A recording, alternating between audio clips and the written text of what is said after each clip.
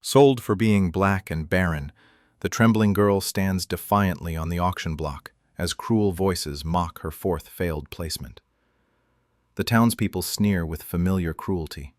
She's damaged goods, destined to pass from one disgusted owner to another until she's finally discarded completely.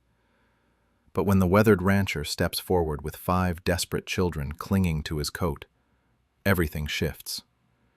He doesn't see a burden. He sees salvation for his dying ranch and motherless family.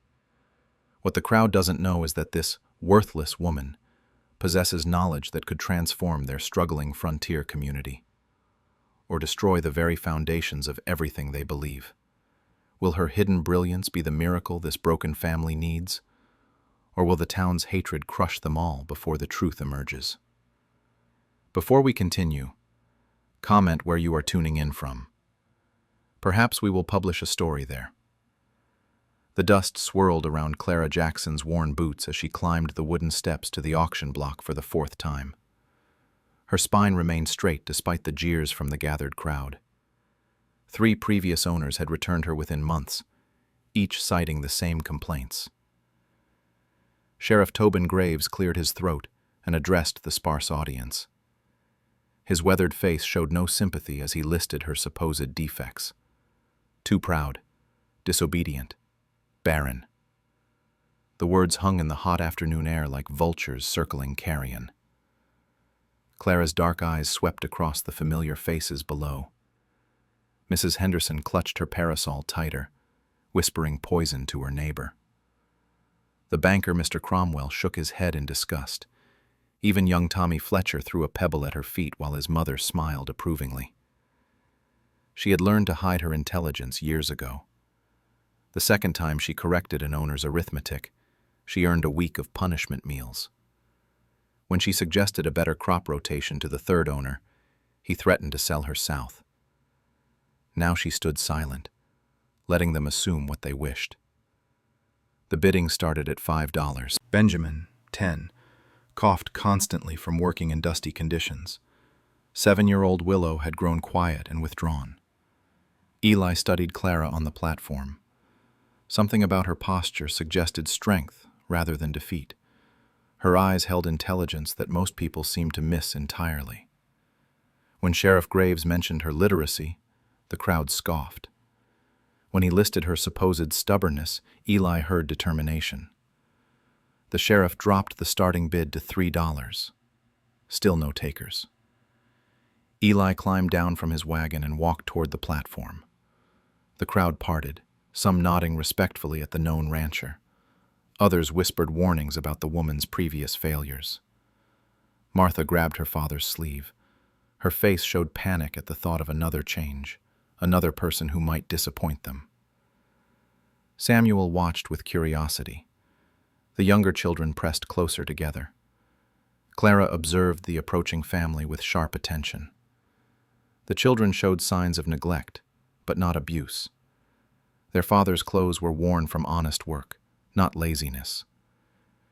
She noticed the way he moved with purpose, rather than the swagger she had seen in previous owners. Sheriff Graves brightened when he saw a potential buyer approaching. He began reciting Clara's work history again, emphasizing each returned placement as proof of her inadequacy. The crowd murmured agreement.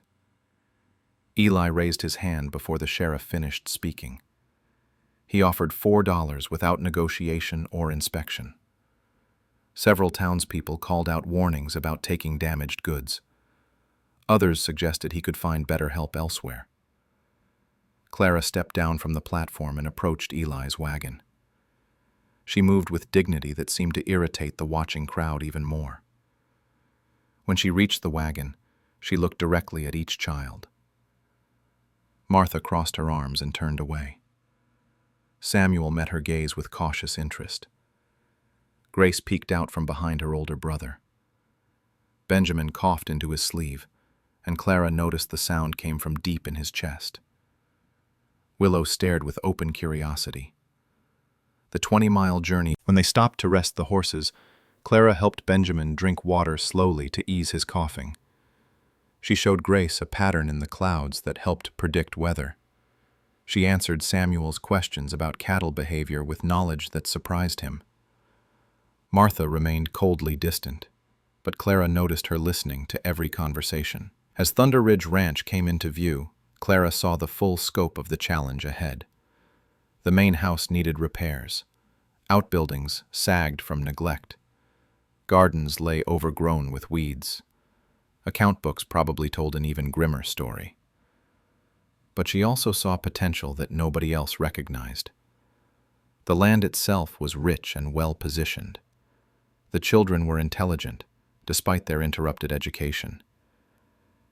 Eli worked hard, even if he lacked certain knowledge. Most importantly, Clara possessed skills that could transform everything. Years of secret education had given her knowledge of medicine, mathematics, agriculture, and literature. She could teach, heal, organize, and lead. The question was whether this family and community would let her use those abilities, or whether prejudice would destroy them all before the truth emerged. Within 2 days at Thunder Ridge Ranch, Clara had quietly assessed every problem plaguing the Thatcher family. The account books lay scattered across Eli's desk, filled with numbers that told a story of steady decline. She could read every entry while Eli struggled with the simplest calculations. The revelation came by accident. Eli sat hunched over a letter from the bank, his finger tracing each word slowly. Clara approached with coffee and glanced at the document. Without thinking, she read the entire contents aloud in seconds. Eli's head snapped up. His eyes widened as he realized what had just happened. Clara froze, expecting anger or suspicion. Instead, he pushed another letter toward her. She read it fluently, then another, and another. Years of hiding melted away as Clara demonstrated literacy that surpassed most townspeople. Eli stared in amazement at her mother's death. She watched Clara explain mathematical concepts with patience that no adult had shown the children in years. Samuel asked question after question about ranch management, receiving answers that demonstrated deep understanding of livestock and agriculture. Clara's medical knowledge emerged when she noticed Benjamin's persistent cough. She had learned healing arts from Mama Rose, an elderly midwife who had delivered half the babies in 3 counties. During long nights caring for sick mothers and infants, Clara memorized symptoms, treatments, and herbal remedies. She prepared a tea from wild cherry bark and honey for Benjamin's chest congestion.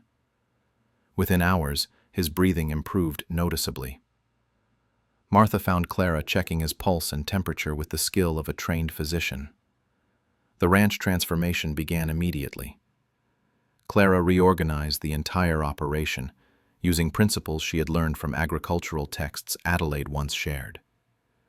She implemented a water management system that directed precious rainfall to areas that needed it most. Sick cattle recovered under her care, using treatments that combined traditional knowledge with practical observation. She showed Samuel how to rotate livestock through different pastures to prevent overgrazing and disease. Crop yields increased as she taught proper spacing and soil management techniques. Eli watched these changes with growing amazement and gratitude. His children blossomed under Clara's patient teaching. Their evening lessons became the highlight of each day, filled with stories, songs, and knowledge that opened new worlds to their young minds. But success brought dangerous attention from the surrounding community. Neighbors noticed the sudden improvements at Thunder Ridge Ranch. The Thatcher children began outperforming town students whenever they attended church or community gatherings. Reverend Caldwell preached sermons about maintaining proper social order. He spoke of unnatural arrangements that disrupted God's intended hierarchy. His words carried clear warnings about the consequences of allowing certain people to rise above their designated stations. Sheriff Graves received regular complaints about the situation at Thunder Ridge spread as she taught basic medical care to other ranch wives. She showed them how to treat common injuries and illnesses that could become dangerous without proper attention. Several families credited Clara with saving their children during an outbreak of fever that struck the area. Martha's transformation became the most dramatic change at Thunder Ridge. The bitter, exhausted teenager slowly emerged from her shell as Clara shouldered the household burdens with competent care. Martha began helping with lessons, discovering her own talent for teaching younger children. Samuel embraced ranch management with confidence as Clara shared knowledge that his father had never possessed. Grace flourished under mathematical instruction that challenged her quick mind. Benjamin's health improved steadily with proper medical attention. 7-year-old Willow attached herself to Clara with complete devotion.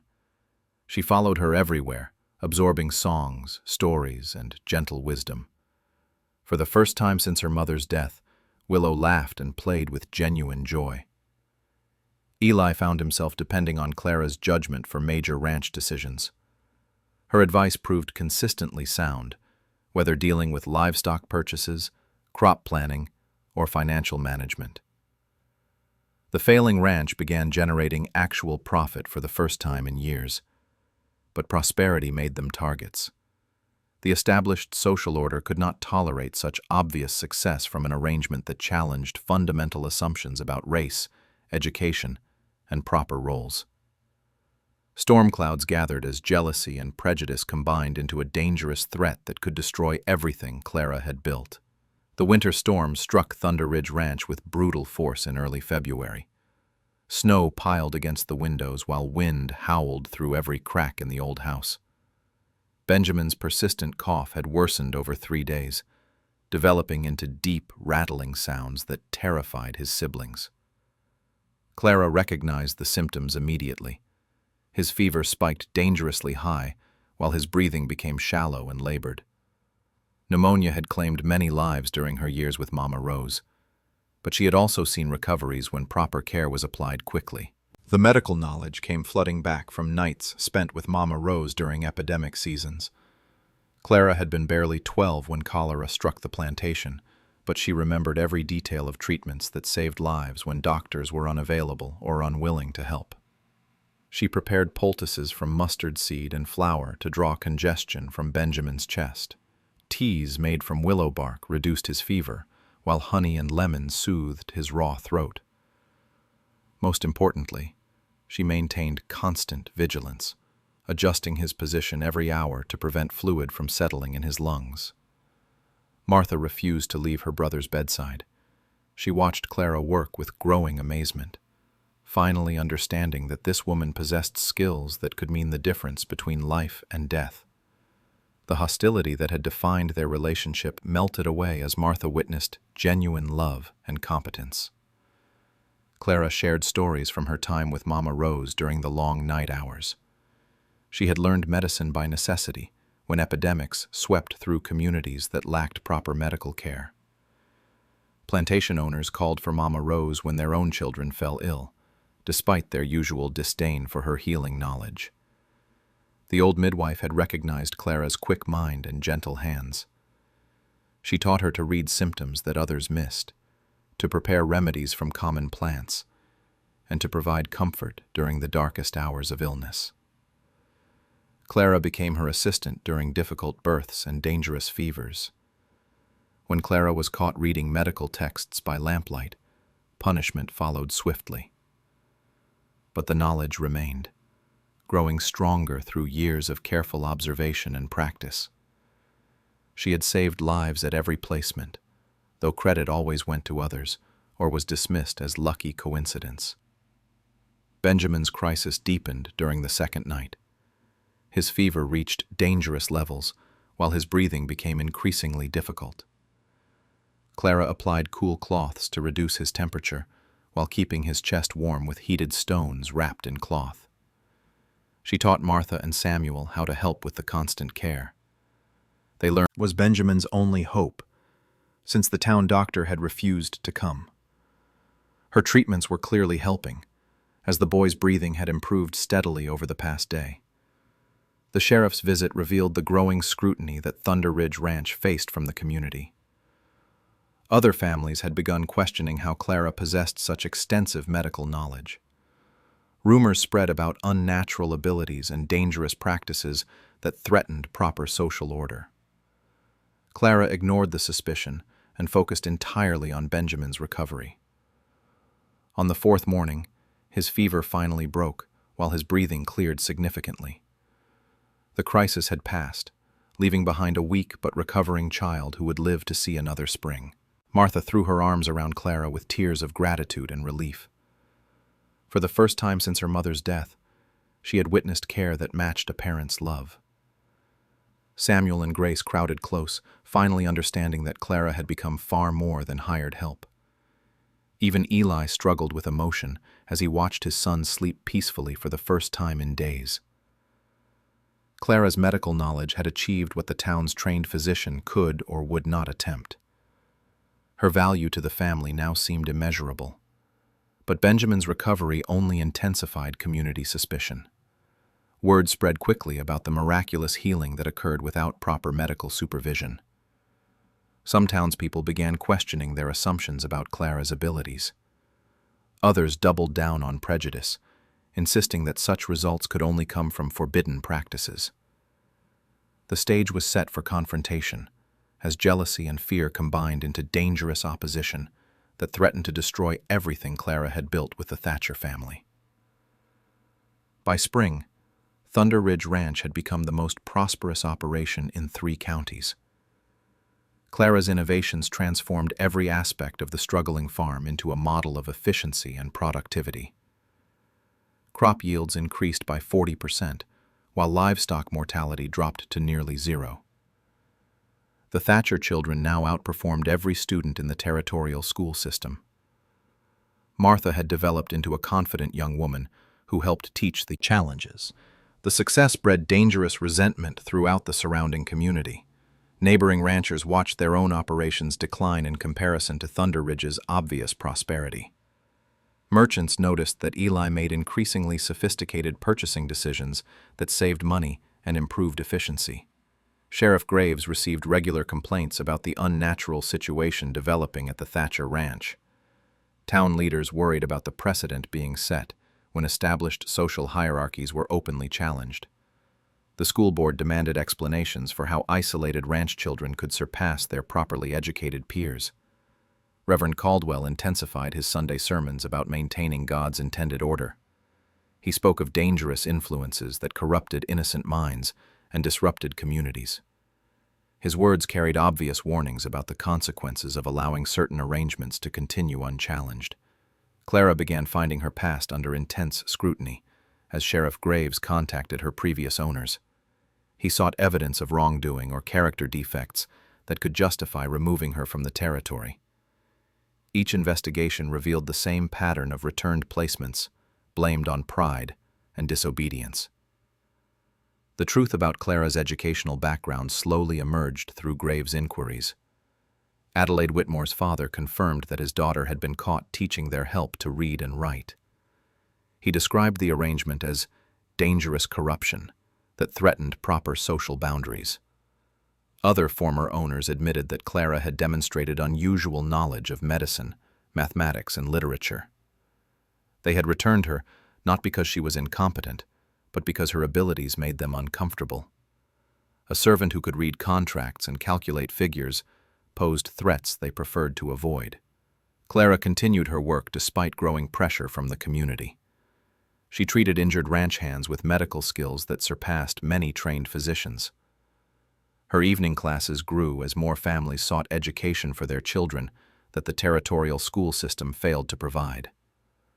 The personal bonds within the Thatcher family deepened as Clara became their anchor and guide. Eli relied completely on her judgment for major decisions about ranch throughout the county. Her agricultural innovations spread to other farms as desperate ranchers copied techniques that produced obvious results. Water management systems, crop rotation methods, and livestock care practices developed at Thunder Ridge became models that improved productivity across the region. The lending library evolved into an informal school that challenged the territorial education system. Children who attended Clara's Sunday lessons consistently outperformed their peers in every academic subject. Parents began questioning why official schools produced inferior results. Clara's growing reputation created a crisis for established authorities who depended on maintaining existing power structures. Her success proved that intelligence and capability had nothing to do with race or social position. Such evidence threatened fundamental beliefs that justified inequality and oppression. During quiet moments in Sarah Thatcher's former sewing room, Clara discovered a wooden chest hidden beneath loose floorboards. The container held personal documents, letters, and legal papers that Sarah had kept separate from other family records.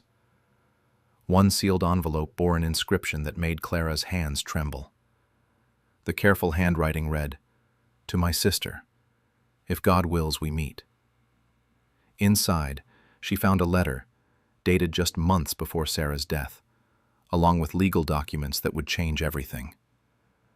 The letter revealed Sarah's desperate search for a half-sister sold away years earlier.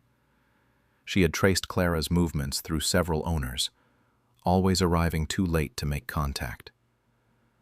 The legal papers named Clara as guardian for the Thatcher children should anything happen to Eli. Clara realized that her connection to this family ran deeper than employment or even friendship. Sarah had been searching for her own blood relative, driven by guilt and love to reunite their separated family. The children she had grown to love were actually her nieces and nephews. The discovery came at the worst possible time. Sheriff Graves was building his case to remove Clara from the territory permanently. The community pressure had reached dangerous levels that threatened Sarah to spend years tracking Clara's movements from owner to owner. The letter expressed profound regret for arriving too late at each location. Sarah had missed Clara by months at the first placement, by weeks at the second, and by mere days at the third. Each near miss had intensified her determination to find her lost sister and make amends for their father's cruelty. Most shocking of all were the legal documents Sarah had prepared in secret. She had named Clara as legal guardian for all 5 children, bypassing traditional inheritance laws through careful legal maneuvering. If anything happened to Eli, Clara would have full authority over the children's welfare and education. Clara understood that Sarah had suspected her own failing health. The documents were dated just 2 months before Sarah's death from fever, suggesting she had prepared for the worst while hoping for the best. She had tried to protect her children by ensuring their care would pass to someone with both love and capability. The timing of this discovery could not have been worse. Sheriff Graves had spent weeks building his case against Clara, gathering testimony from former owners and community members who wanted her removed from the territory. His investigation had revealed her educational background and medical knowledge, which he portrayed as dangerous deceptions. The morning of reckoning arrived with thunderclouds gathering over Thunder Ridge Ranch. Sheriff Graves rode up the main road with a posse of 6 men, all armed and determined to settle the Clara question permanently. Behind them came a wagon carrying members of the Territorial Council who would oversee her removal. Eli met them in the front yard with quiet dignity, flanked by his 5 children who refused to remain inside. Martha stood tall beside her father, no longer the broken teenager who had first met Clara. Samuel, Grace, Benjamin, and Willow formed a protective line that showed their complete loyalty to the woman who had transformed their lives. Sheriff Graves announced the charges with obvious satisfaction. Practicing medicine without license, teaching without proper credentials, and removed Sarah's letter with steady hands. Her voice carried clearly across the yard as she read the contents aloud, revealing the family connection that no one had suspected. Gasps and murmurs rippled through the gathering as the truth emerged. The legal documents followed, each page carefully explained as Clara demonstrated the education that had so threatened the established order. She cited territorial laws, inheritance statutes, and guardianship regulations with precision that impressed even hostile observers. Martha stepped forward at the crucial moment, her voice strong and clear as she addressed the crowd. She declared her family's choice to remain with Clara, describing the transformation that had saved them all from poverty and despair. Samuel, Grace, Benjamin, and Willow echoed her words with unwavering support. Eli produced the ranch account books that told the story of their incredible turnaround. Every entry was written in Clara's careful handwriting, documenting the financial management that had transformed a failing operation into the county's most successful ranch. The evidence of her contributions became undeniable. The crowd's mood began shifting as the full scope of Clara's impact became clear. Parents whose children had benefited from her informal education spoke up reluctantly. Neighbors whose families she had treated during illness admitted her medical skills had saved lives. The lending library and Sunday lessons had touched nearly every family in the county. Sheriff Graves found his case crumbling as community support wavered. The legal documents establishing Clara's guardianship were properly executed and witnessed.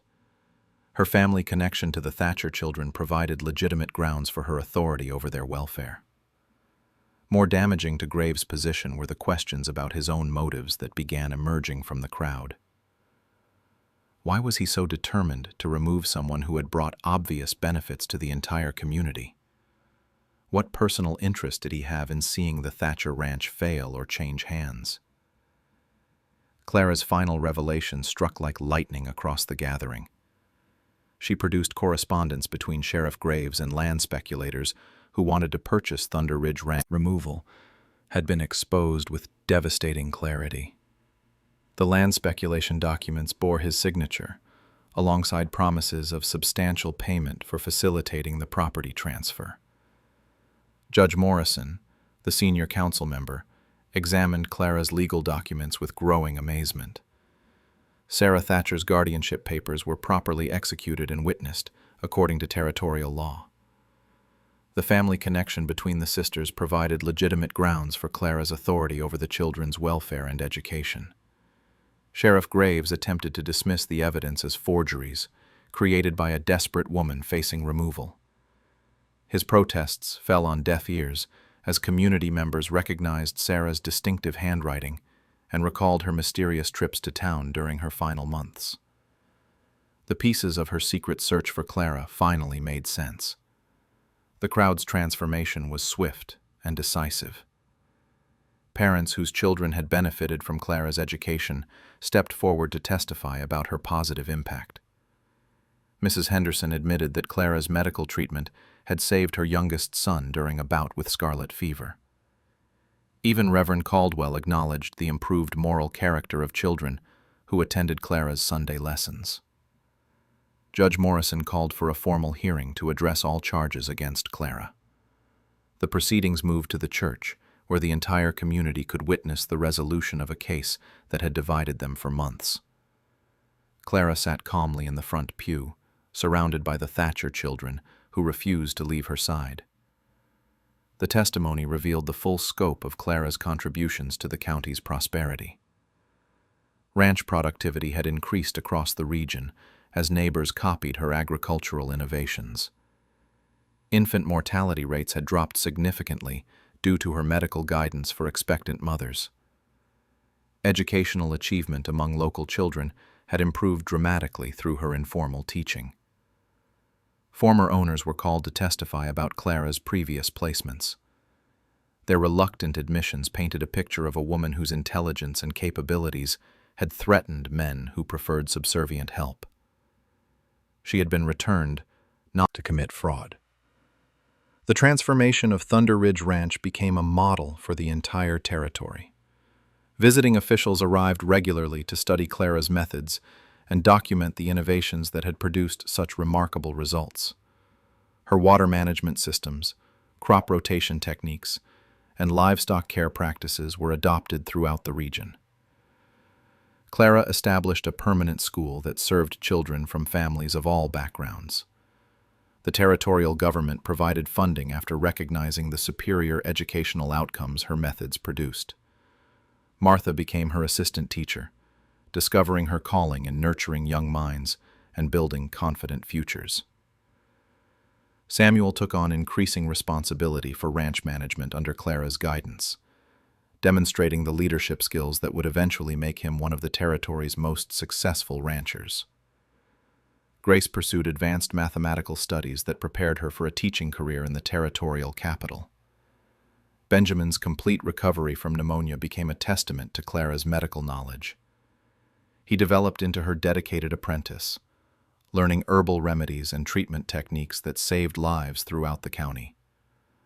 Willow flourished as the beloved youngest child, who brought joy and laughter back to a family that had nearly lost hope. Eli emerged from his struggles as a confident partner in both the ranch operation and child-rearing responsibilities. Clara's influence had restored his family's prosperity, while teaching him management skills that ensured their continued success. Their partnership became a model of mutual respect and shared responsibility. The lending library evolved into a community center where families gathered for education, medical consultations, and cultural events. Clara's Sunday afternoon programs drew visitors from neighboring counties who came to experience the remarkable transformation of a once struggling frontier settlement. 6 months after the confrontation with Sheriff Graves, Clara stood once again in the town square where she had first been auctioned as unwanted property. This time she occupied the platform as an honored speaker, addressing territorial education officials who sought to replicate first auction. Eli approached the platform with news that the territorial governor wanted to discuss expanding Clara's educational programs to serve the entire region. Her innovations in teaching, medicine, and agriculture had gained recognition that extended far beyond their small community. Clara looked across the faces of people who had once viewed her as damaged goods, destined for failure. Now they sought her guidance and celebrated her achievements as essential contributions to their collective prosperity. The woman who had been sold for being considered worthless had proven that the most discarded seeds often grow into the strongest trees.